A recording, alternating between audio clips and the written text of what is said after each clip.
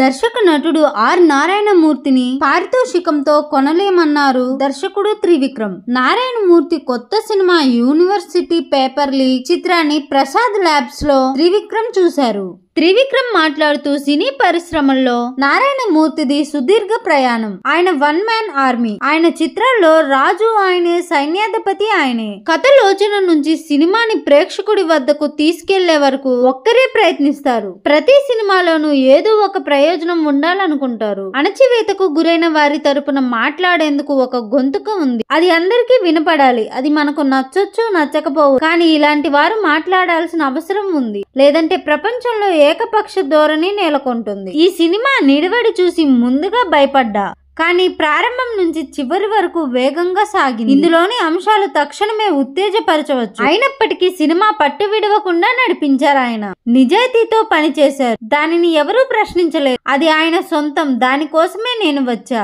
రాజీ పడకుండా బతకడం అందరికీ సాధ్యం కాదు. నేను చాలా సార్లు రాజీ పడ్డా. ఓ సినిమాలోని పాత్రకు నారాయణమూర్తిని అనుకున్నా. పారితోషికంతో ఆయనను కొనలేము అని ఎవరో చెప్పారు అని త్రివిక్రమ్ అన్నారు. నాకు త్రివిక్రమ్ కు మధ్య ఎలాంటి అప్లికేషన్స్ లేవు. నా పట్ల, సినిమా పట్ల ఆయనకు అభిమానం ఉంది. యూనివర్సిటీ పేపర్ లీక్ సినిమా చూసి దాని ప్రేక్షకులకు చేరువయ్యేలా చేయాలని కోరా. నా విజ్ఞప్తిని మన్నించి సినిమాని చూసినందుకు కృతజ్ఞతలు తెలియజేస్తున్నా అని నారాయణమూర్తి పేర్కొన్నారు. ఈ సినిమా ఈ నెల 22న థియేటర్లలో విడుదల కానుంది.